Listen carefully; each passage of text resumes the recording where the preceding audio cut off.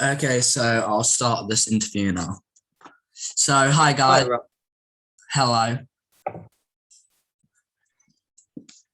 Would you like to introduce yourself to people who would watch the documentary when this gets included? Yeah. Well, my name is Gino Hart, and I'm the designer of the Titanic, the largest Titanic model in South Africa. Okay, I'll introduce me. I'm Riley, and I am a Titanic enthusiast, and I like the Titanic and the ship. We are having this interview so we can include it in a documentary me and my friend are working on.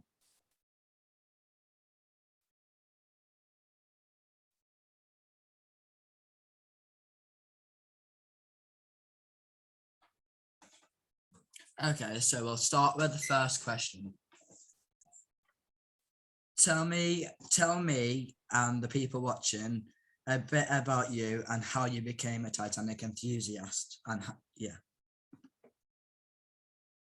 Well, I was 14 years old when I first heard the name Titanic, and it was with the James Cameron epic movie of 1997. I heard the name Titanic, and it was as if my entire life had come to a standstill. And it was as if I had a flashback from a past life, as if I'd been there, if I'd known these people, and if that was the place where I belonged. So then I started to do research about the Titanic, and I ended up building cardboard box Titanic models and sinking them in the Vaal Dam in the Free State here in South Africa. A lot of times I would build the models and they would be sunk in fish ponds or in swimming pools in somebody's backyard. And a lot of times the models would end up being broken up because they were prototypes. They were built to be destroyed. So I've always had a fascination for the way the Titanic sank and what was happening on the decks of the ship as the ship went down. And of course, the effect that that had on so many people after the disaster had taken place for many, many, many decades to come. So I suppose it's never left. Eventually, I gave it up and started working, and I had to enter adulthood, and I worked in advertising, as did my mentor. And the person I looked up to for Titanic was Walter Lloyd, the author of A Night to Remember and The Night Lives On, because that's really where the story began for me. I was in the coastal town of Durban. This was right at the beginning. And I had found his book, A Night to Remember.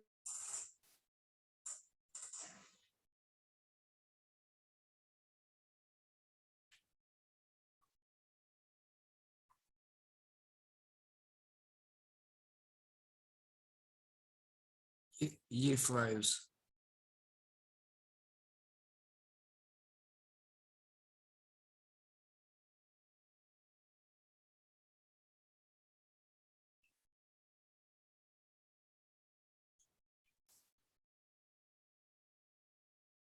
Oh, it kept me off for some reason.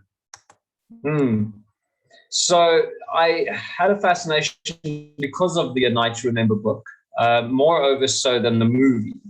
It was the historical aspects of the disaster that really got me interested, and what happened on the ship itself and the historical aspects of the entire event is what drew me. So eventually working in advertising, just like Walter Lloyd did, I ended up thinking that it would be a good idea to build a very good Titanic model out of tin and get sponsorships for it, because I had all these photographs of prototypes that I built in the past. And I went to a lot of companies in South Africa, and I pitched the idea to them, and I said, I think I can do this. I know I can do it. I'm going to build you a dining room, just not now. But give me the material and I'll build it, and I'll make you famous. And that's basically what happened. So the moment that I had my first sponsor on board for the Titanic project, the rest just followed in easy succession. It snowballed, basically. Okay, thank you for sharing. What got me into Titanic was that my mum showed me the film made by James Cameron, and I've had an inspiration of Titanic since then. And I've done research. I've watched A Night to Remember. I've learned new ships and stuff like that. Watched films about the ships like the Britannic made in the 2000, the Lusitania, Terror at Sea, and stuff like that. Yeah, the A Night to Remember movie was also for me a more accurate retelling of the Titanic disaster, and I also enjoyed it a lot more because it was in black and white. Being in South Africa, that was an international film. So when I bought it, I had to buy it through a company that would import it for me because I didn't know anything about importing anything into the country. And it was a very expensive film for me. I think it was about 500 Rand, 500 South African ZAR, which is quite a lot of money. Even for then, this was about 20 years ago. And when the film eventually came, it took 8 months for the film to reach me in South Africa. And then I was all excited, came home, wanted to pop the disc into the DVD player, only to find that my DVD player did not read that particular disc region code. So I was unable to watch Night to Remember until I'd gone out and bought a cheap DVD player. So, but I was ecstatic when I saw it the first time because it felt like you were watching real history unfold on the screen. It was as if they were there. So James Cameron's film is fantastic, of course. I love it to bits and pieces. Leonardo DiCaprio and Kate Winslet really sold those fictional characters of Jack and Rose. And just like Ken Marshall, you know, whenever you're watching the film, as a Titanic enthusiast, they're not really bothered about what's going on with Jack and Rose. You're more about the sets and the accuracy and how they did things in the background to make it as accurate as possible. And because of all those notes and those points that they hit and they got it right in so many ways, one easily overlooks any inaccuracies in the film. So that's my point of view on that. Love the films. Okay, I think we're going to move on to our next question now. Well, I don't think we are. Okay, so what year was the Titanic created in? So she's the end result of a long line of prototypes. So I started in 1998 building my first Titanic model prototype. It was about a meter long. It looked nothing like the Titanic. It's built out of a cardboard box and I sank it in our fish pond in the backyard. And Titanic is my 19th Titanic model. And I started building the construction of the Titanic. I started with that in the year of 2014. It had taken me 3 years to build the Titanic because of the 4,000 interiors on the 9 different deck levels on the inside of the model. So, but because I'd followed my dream and I'd gotten all these sponsors and I'd gone out and I'd actually decided to build the Titanic, I got the job at the Titanic Artifact exhibition as the local historian for that exhibit. And I ended up taking 25,000 people on hourly tours around 144 real artifacts from the wreck of the real Titanic for 8 months in 2 different cities. And then I had to come back home, build the Titanic, complete it. And the entire process of the construction of Titanic took about 3 years. Wow, that took a long time then. And the original? Yeah, it was exhausting. It was really exhausting work. But as you can see, it paid off really, really well.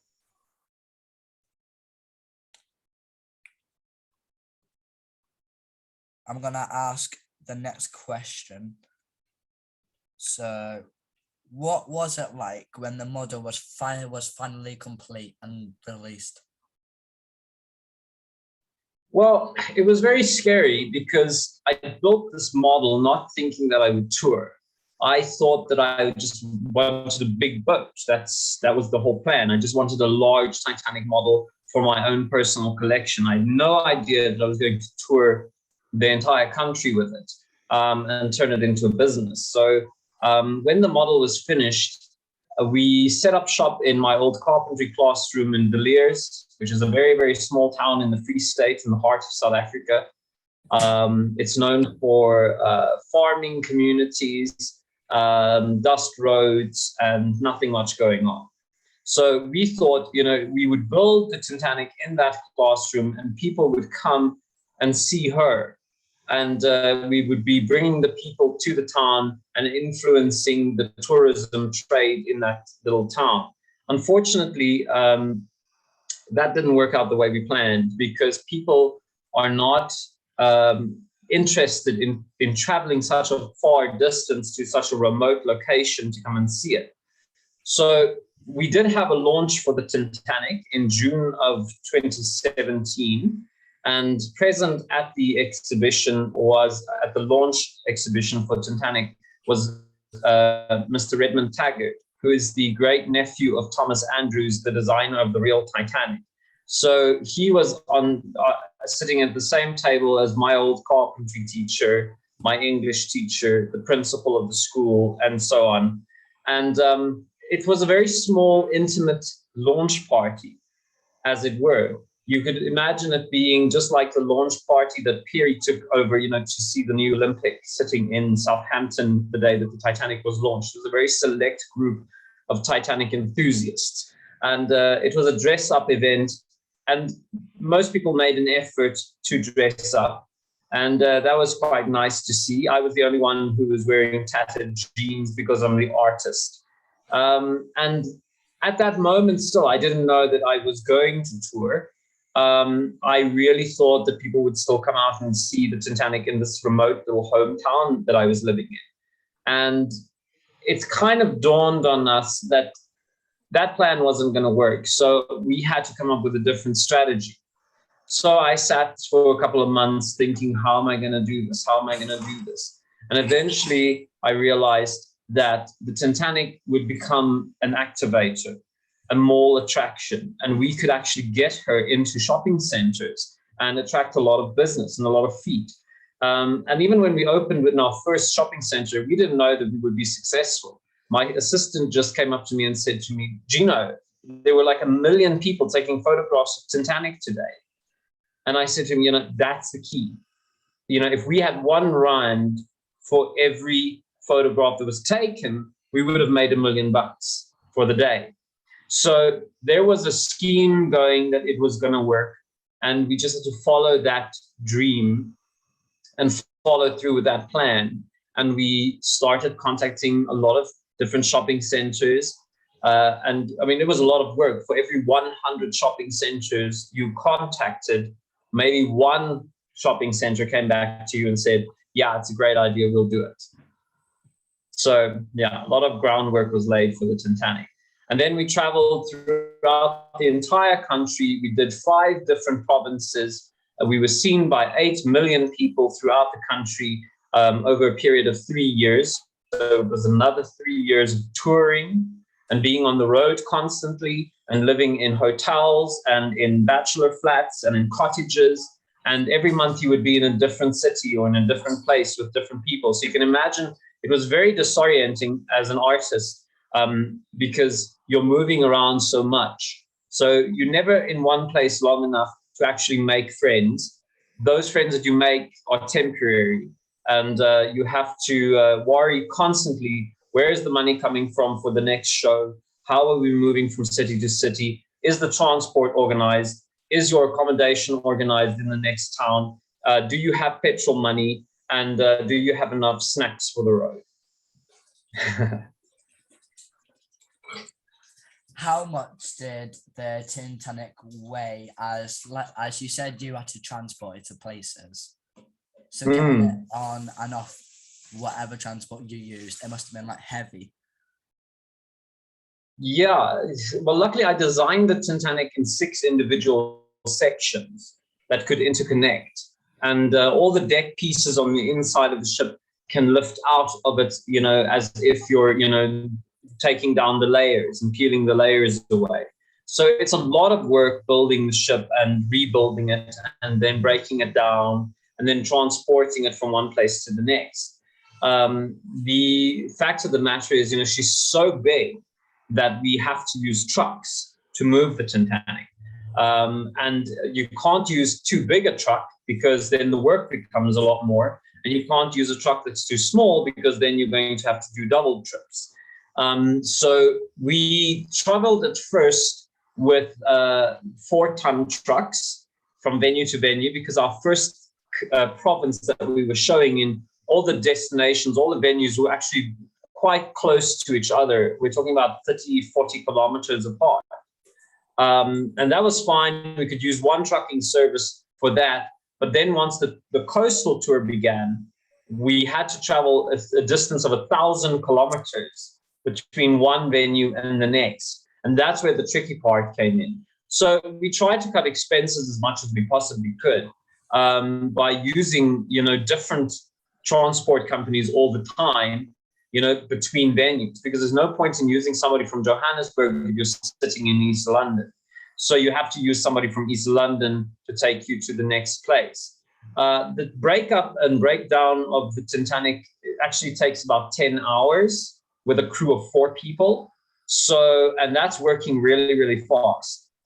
The other trick that we had to accommodate was that the Titanic, when she's brought into a shopping center, she cannot be built during daylight hours. So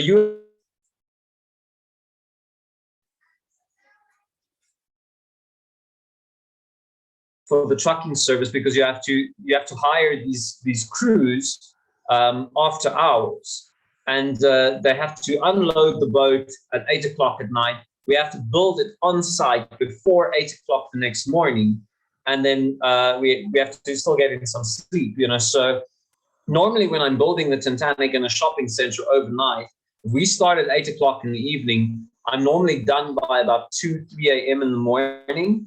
And then I can quickly go home for about an hour, hour and a half sleep. And then I have to wake up, get dressed, get showered, go to the boat, stand there in pointy shoes and look pretty and say, I'm Gino Hart. It took 3 years. So you have to meet the press and you have to entertain the visitors. And it's a very, very big process. Eventually, we decided that moving between cities such long distances, it wasn't feasible for us to hire trucks anymore. So we bought a bakkie or a truck of our own, and we attached a long flatbed trailer to it. And every time we would move, we would just hire a flatbed long distance trailer that went one way. So that worked out a lot cheaper for us as well. So by the end of the tour in 2017, in 2021, so we've been traveling for 3 years solid. By the end of the tour, when we reached Cape Town, our final destination, we had traveled a further distance than the real Titanic did without a drop of water.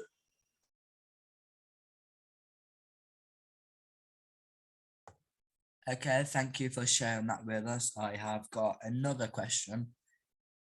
You're welcome. Can you provide a detailed description about the model to people who don't know about it? Yeah, sure.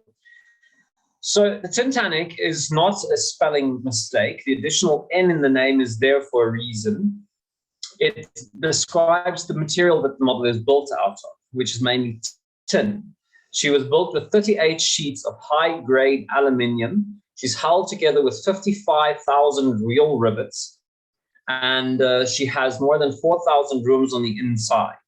The model is 27 feet in length, which places her in the top 5 largest Titanic models in the world. The Titanic is the only Titanic model, however, that travels from city to city on a countrywide tour as the Titanic did.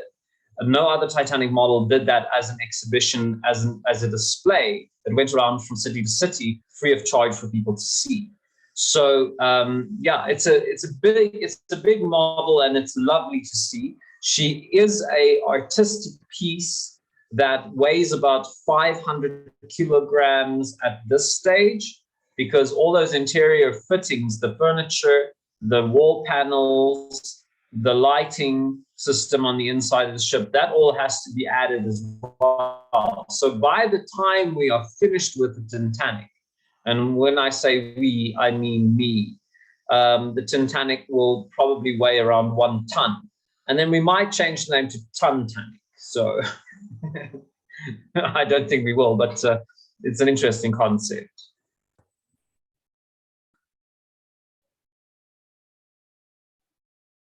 Okay, I've also got another question. How much did it cost for you to build your model? So, like, did it cost any money for you to like build it? It did, and also it didn't. So when I set out to build the Titanic, I went looking for sponsors. And of course, I said to my sponsors, look, I don't have the money. I can't build, the boat and pay for it myself. So therefore, I want you to sponsor the model because you will be getting marketing out of it. It's something I called lifetime marketing. And that's something that companies were interested in because it meant that I would be going out and doing marketing publicity for them, on their behalf. They would be appearing in so many newspapers and magazines, and they would be appearing on every advert that the Titanic ever put out. So long-term projection, the marketing and the association was very, very important for companies. So they agreed to sponsor me all the material. But you have to understand, when I built the Titanic, I had made a decision not to work. So I did not have an income. So for 3 years, it was very, very hard going. I didn't have an income for 3 years.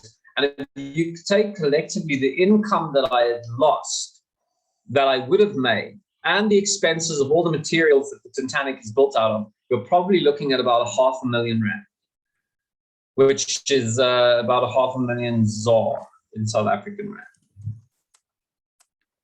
Wow, that's But no, it didn't cost me personally anything, except for living expenses and so on. The Titanic Artifact exhibition, when it visited South Africa in 2015 and 2016, was also a great form of income for me. While I wasn't building the model, I was touring with the Artifact exhibition, and I made quite a lot of money there, which also sustained the project again in the latter half of the construction period. So I did have money to carry myself, and we did create the Titanic Club, which had a few Titanic enthusiasts in it at the time, and their funding was helping me to stay afloat throughout those 3 years. Okay. Is there any advice you would like to give to people who may start thinking about building a model? Yeah, don't. It's really a lot of work. It's very exhausting, and you have to have a plan A, B, C, D, E, F, and so forth. It cannot rely on one source of income. And if you are planning on building a Titanic model, it's fine if you want to build one for your shelf, for your bookshelf, or for your display cabinet, and it's a small model that comes in a plastic model kit form. Something like the Trumpeter Titanic model is absolutely brilliant to have. It's a beautiful piece. I have one myself. And it's just, it's the thing about having fun with it. If you're not having fun with it, there's no point. I took my lead from James Cameron when he said, if you're not breaking new ground, then what's the point? So Titanic was breaking new ground by being a model that would travel and interest people. Since we don't have a Titanic model in South Africa, we barely have a Titanic following in this country. But for us as collectively, it's about exhibiting at different shopping centers and locations. And, thousands of people come up to you and they say, oh, it's such a lovely model. Oh, it's such a pretty ship. And then there's that one kid that comes walking up to the Titanic model, and you see it in their eyes. They are the true Titanic students. They are the ones who shush their dad and says, I want to read. Or they look at the model in amaze, or that 10-year-old boy or that 11-year-old girl who is infatuated with the Titanic and their family and friends don't understand why more than 100 years ago. So that's why we did this.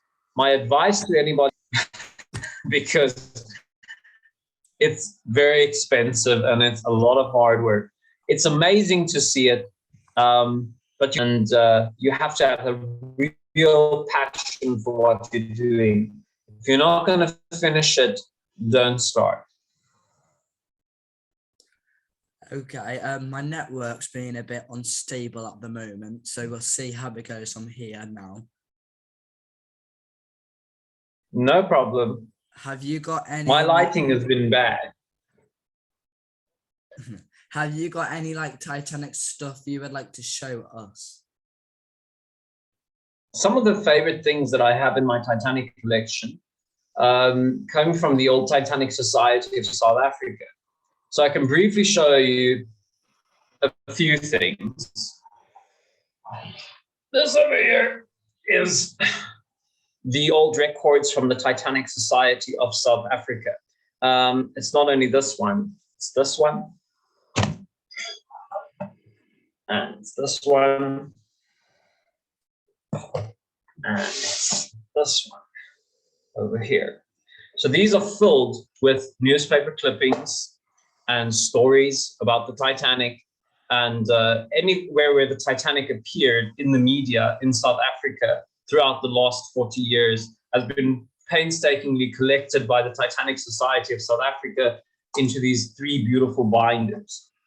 At one stage, there was a break-in at my house while I was on tour in Cape Town with the Artifact exhibition. And I called home and I said to my grandmother, I don't care about anything else. Are my binders there? So they're very, very valuable because they are irreplaceable for me. Also, among the other things that I like to collect are old newspapers, even if they're reprints of the Titanic disaster. So that's quite interesting. I like the New York Tribune, the Daily Mirror, the London Illustrated News, and also the Daily Telegraph, because they have so many beautiful stories other than just the Titanic in them that really bring to life what it was like to live in 1912. Baseball scores, people who were divorcing, the first CQD signals, anything that was interesting about life in 1912. So those are the things that I absolutely love. Okay, thank you for sharing your memorabilia, your collectibles with us. I'll tell you what I've got if you want. Yeah.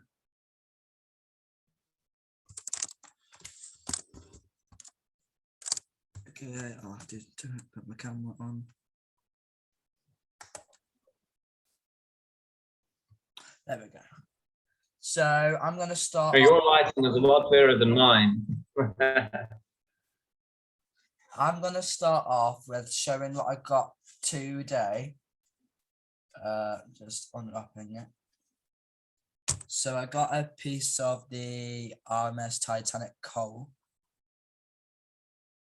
Apparently it was. Oh, that's really cool. It was collected in 1994 on a expedition they went down to the wreck.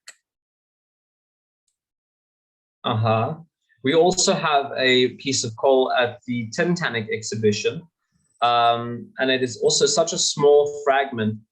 People really miss it if they don't look carefully. So it's a lovely piece just to think that that piece of coal went down with the Titanic. It bore witness to the event itself. So it's really, really great to have that as a secondary artifact. The next thing I would like to show you is this. It's a commemorative medal. It's got the Titanic on it. That's lovely.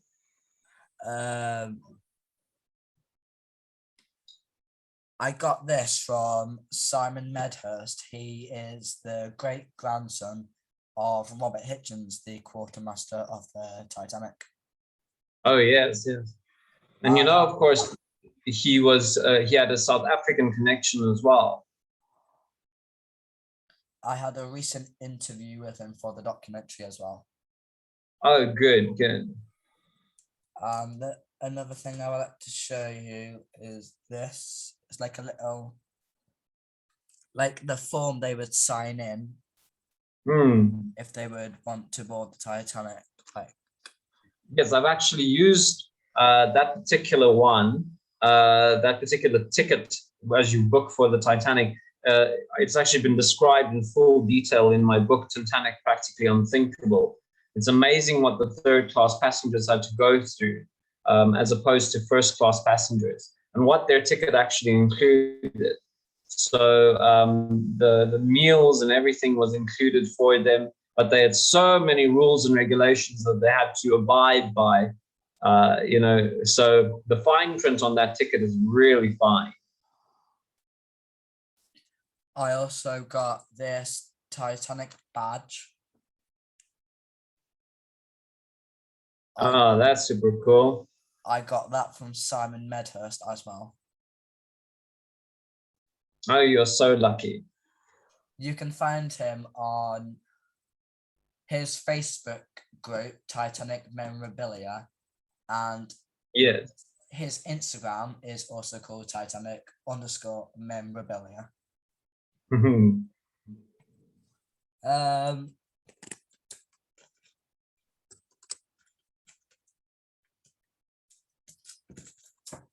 I've also got this. So we've got like a Titanic postcard thingy as well, with a badge and a keyring. Okay. Yeah, key rings have always sold very well at Titanic as well. But I noticed they don't want to buy key rings with my face on. They just want photos of the boat. So, yeah, that's lovely. I got this. I've kept the ribbon on it. I've got this from America, the Titanic Museum in America, the world's largest museum attraction. Yeah, I emailed them today, actually, for Titanic Virtually Unsinkable. It's lovely that you get to be in places that are so close to these places, because in South Africa, we don't have that at all. We have to make do with Titanic. That's what we've got. Trying to find something else I could show you. I've got these coins I got from Simon Medhurst. I think it's either coins from 1912 or replicas. I'm trying to get it out now. So here is a coin, what they would have had in 1912 times. A penny, yeah. We have a pocket watch like that. It has a penny on the one side, and you turn it over on the other side, it has the face of young Queen Victoria.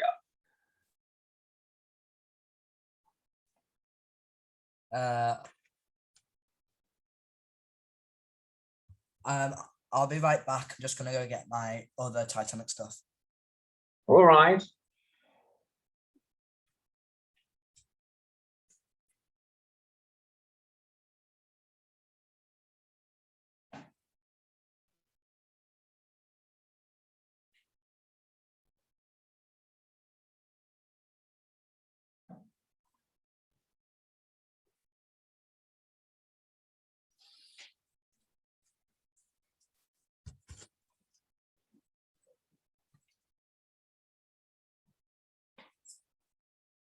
Okay, so I got this postcard thingy when I went to the Sea City Museum in Southampton.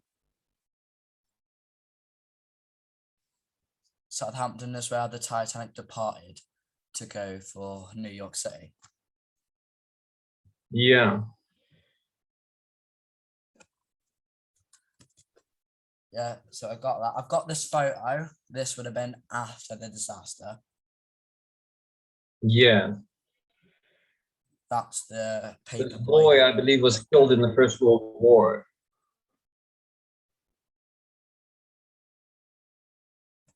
I've got this book I got from the Sea City Museum. It's White Star Line, Olympic and Titanic, third class accommodations. That's a lovely book. And it's got like paintings of like the third class general room. And then here we've got during construction.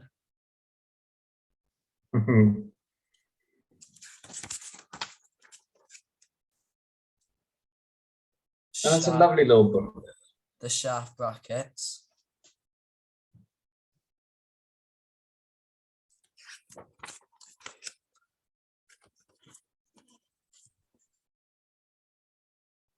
I believe that's a third class cabin.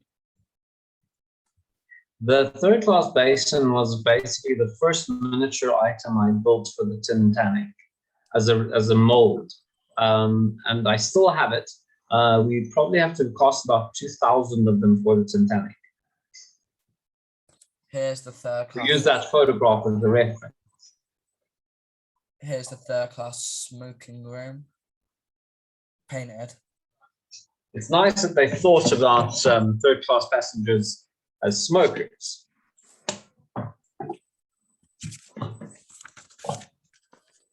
We've got the launch of Olympics, just painted white. Yes, that's a lovely photograph. There are also photos of the Titanic launch up on the websites and stuff like that. So here is the caption says putting in the boilers. Then here we've got in Belfast dry dock, April the 1st, 1911. As the hull is being painted. That's the Olympic. Have you noticed on the top part of the bow, they have those box-like structures? Do you know what those are? What? So just about in front of the number one smokestack, on the side of the bow. Yes, those little box structures. Do you know what those are? Nope. Those are lavatories. Those are lavatories for the workmen building the Olympic and the Titanic. So they would use those lavatories instead of lavatories that they would build into the ship. Because obviously the plumbing inside the Titanic and the Olympic wasn't finished at the time. So they couldn't have the workmen get on and off the ship all the time if they had to make a number one or number two. Thank you for sharing that fact. It's Bruce Beveridge you need to thank for that. He's fantastic with his research. This is the rudder. 101-ton rudder, assembled in parts. It's amazing that that thing weighed so much, because you'd never say it by looking at it in photographs. You'd think that, you know, like a little plastic model kit, you would be able to just maneuver it by hand. But those rudders weighing 101 tons, there was no way you were going to move it by hand. So, I mean, it's amazing how they managed to build it into hydraulics, into the engineering, to be able to turn that rudder by simply turning the wheel of the ship in the wheelhouse. That must have took a lot of like designing. Yeah, I mean, a lot of thinking. Thomas Andrews was a genius. Here we got the As was his uncle Alexander Carlisle. So there's the anchor. I believe Titanic's anchor. Yes, the Olympic anchor, center anchor. Yeah, Titanic's anchor took about 20 horses to carry it.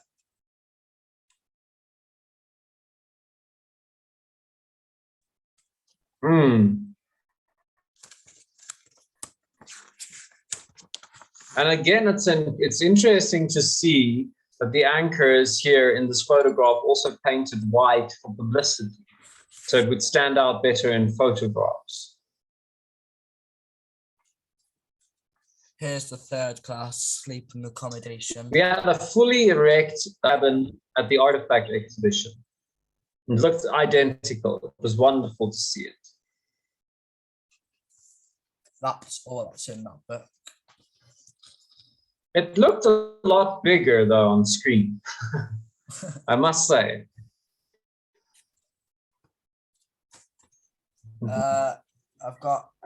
I'm unfortunately not around my usual Titanic collection, so I can't show you any fancy books on my side. Oh yes, I think I saw you with a poster of this the other day in a video on Facebook. When it went live. It's a lovely book. Yeah, there's the poster. I also have an eyewitness book. And then there's like it's a very nice book because it gives you loads of facts about the ship. Yes. I basically have the same book. I've skipped a few pages there. Oh, yeah. Bigger than that. No, what's another one nice one to collect is Ken Marshall's illustrated history and 882 and a half answers to your questions about Titanic. It's also a lovely children's book. I've also got this cup here, a painting. I don't know who the painter was. Yes, I think it's an unknown artist who did the painting, because I remember using it for research for mosques for COVID-19. Needs to be in the public domain.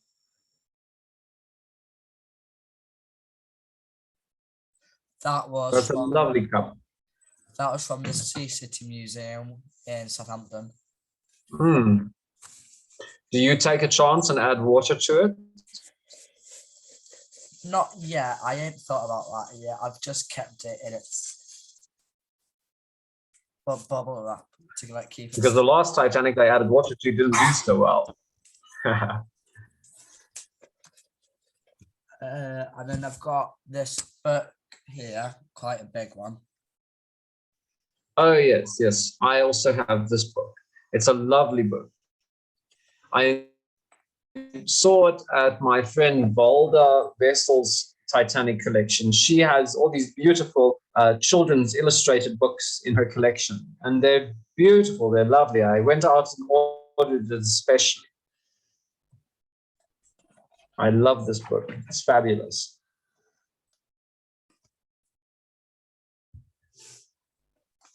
I also believe that you're in the Titanic book club. Yes, I am. Joe Collier is a good friend of mine. We've been friends for probably about 10 years. And we've always caught up and always had chats and long conversations. I've recently so glad I met you. I recently joined the club on the 6th of August. That was when I attended the 3rd year anniversary Zoom meeting. Oh, yes, yes. I saw that meeting. I also listened to it intently. George Behe is also a friend of mine. And we've also been in contact with each other for a very, very long time, chatting about Titanic. He was there before the Titanic was built even. So, he followed the entire construction. And I wanted to be part of the 3rd anniversary Zoom celebration that the book club was hosting, but unfortunately couldn't attend because it would have probably taken place in our country around 2 a.m. in the morning. So I just had to watch the replay. But I could have kicked myself because I had so much to say to George. He's such a legend for me. For me, it started at 11 o'clock at night and finished at 2:30 in the morning. real passion is required to sit up for a Zoom at that hour. And for years, we've been pronouncing his name, his surname wrong in South Africa. We've been going, it's George Behe, but it's Behe. He actually pronounced it for everyone in that particular Zoom. So that was interesting to learn as well.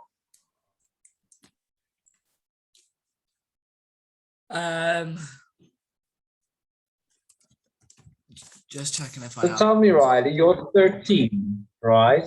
Yes. And so how long have you been a Titanic enthusiast? I've been a Titanic enthusiast for, I'd say, about a year now. Okay, that's good.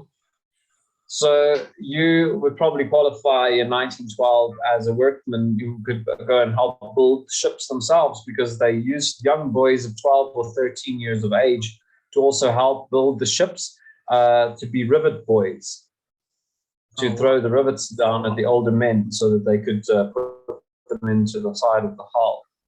I never knew that. Yeah, it's what we call free child labor, so works for us adults,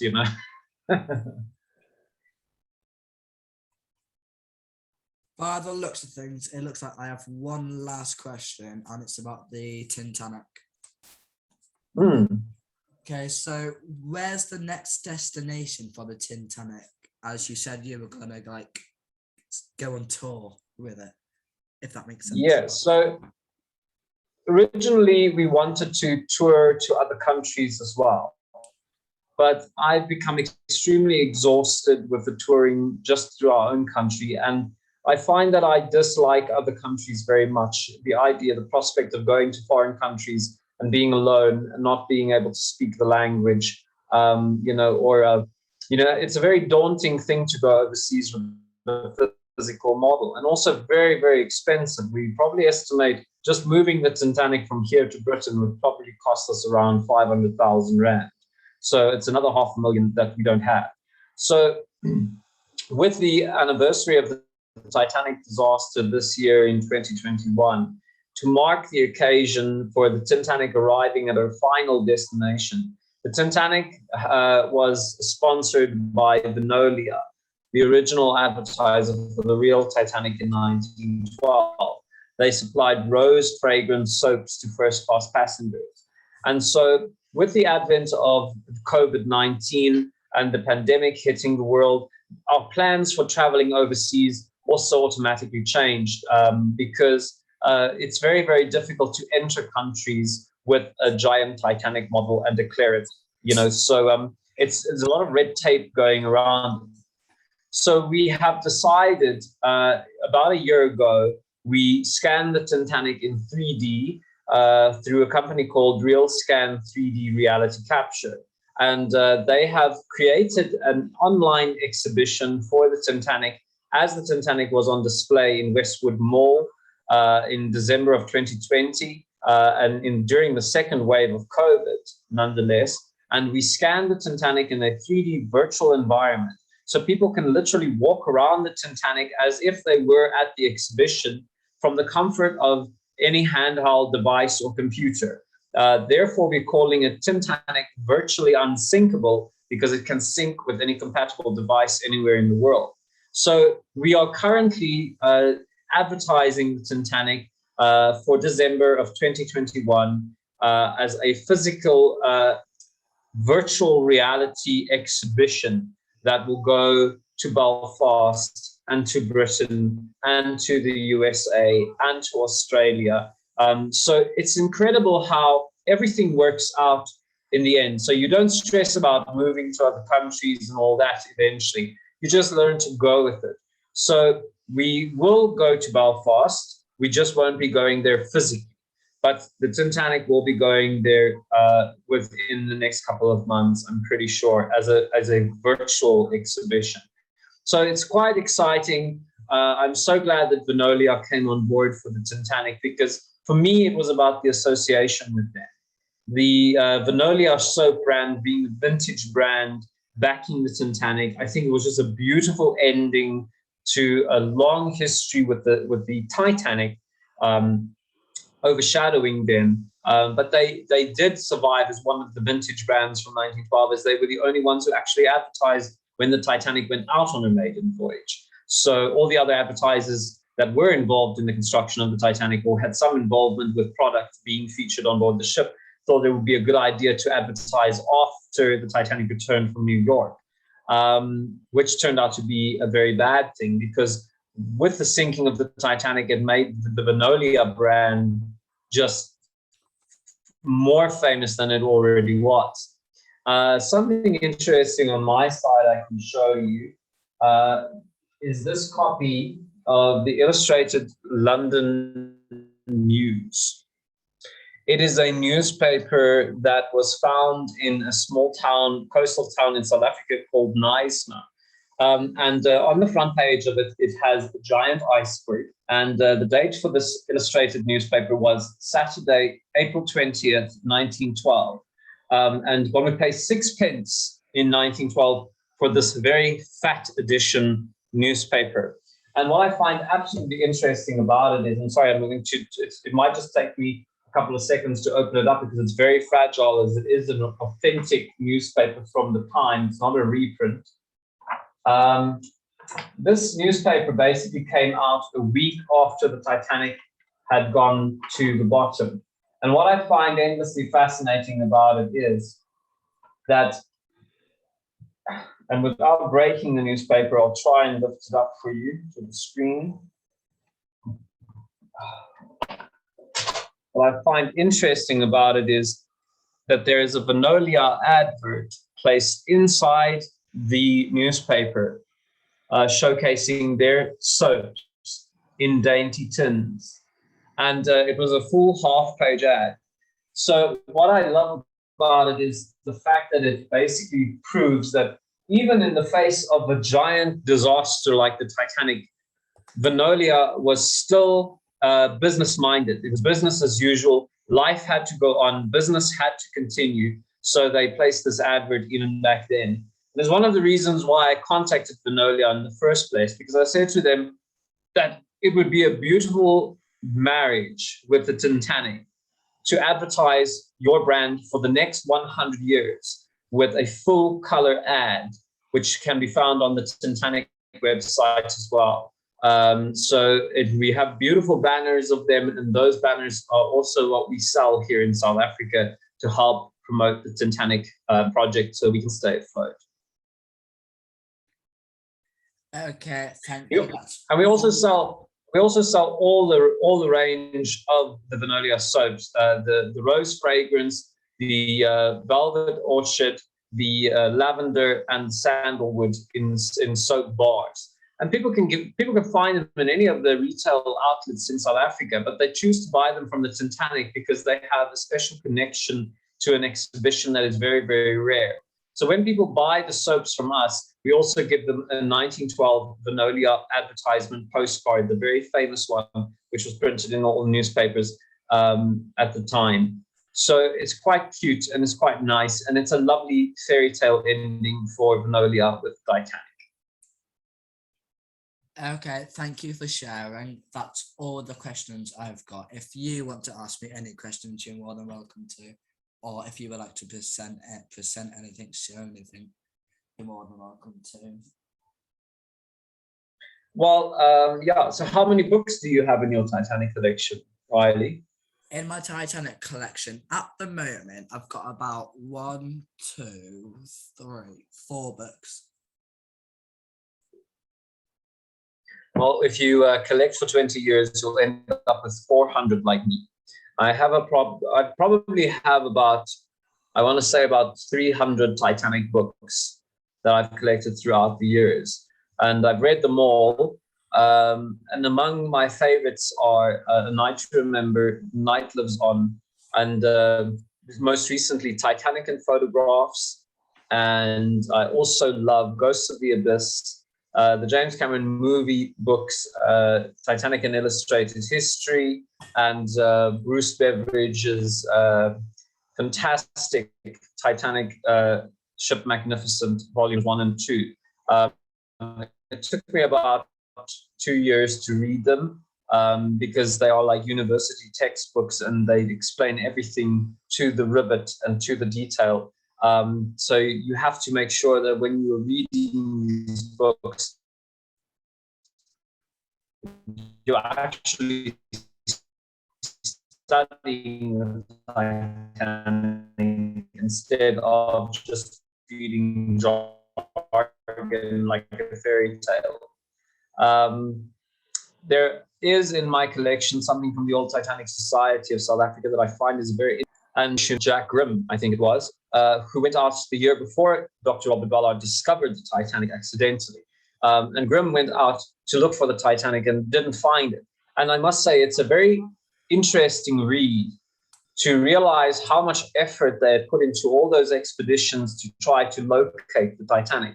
And even though you know that they're not going to find the wreck of the Titanic because Dr. Robert Ballard discovered it in 1985, it's an interesting read. I always say to people that when the Titanic was discovered in 85, it had been 73 years since she was last seen. And, nobody knew what had happened to her or what the true facts were. But because Robert Ballard found her and discovered her, the discovery of the Titanic is also a fantastic book that I love reading. It also marries in with that concept. It's a fantastic idea about every time you read the discovery of the Titanic, you almost go into a gasp. Like, is he going to find it? Is he going to find it? The excitement and the thrill of it is there. It's like you're discovering it all over again.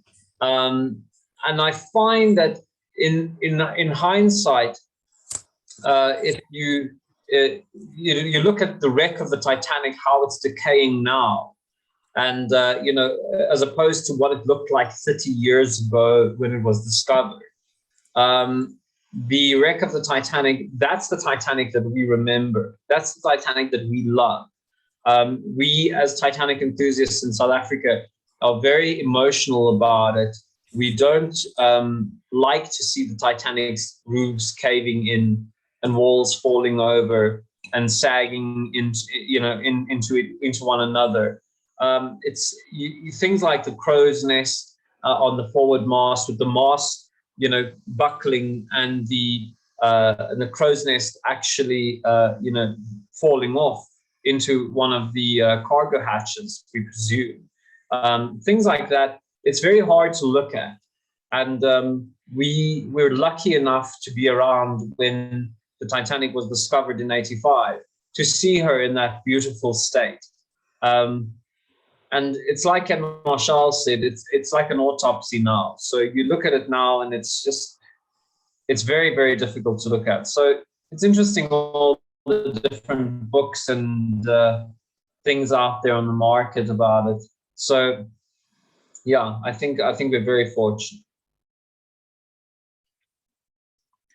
Okay, thank you. That's all the questions I have for today. Thank you so much, Riley. Appreciate it. You're welcome to call on any time. I was just a little disappointed with my lighting tonight. I think it was very, very dark when we started. I don't know why all of a sudden it's lighter. So okay, you're welcome. So if you want to shoot take 2, let's go for it. Okay. Anyway, all right, Riley, thank you. I must also be getting on. It was lovely talking to you, and thanks for calling. You're welcome. And thank you for showing me some pieces in your collection. It was really nice. You're welcome.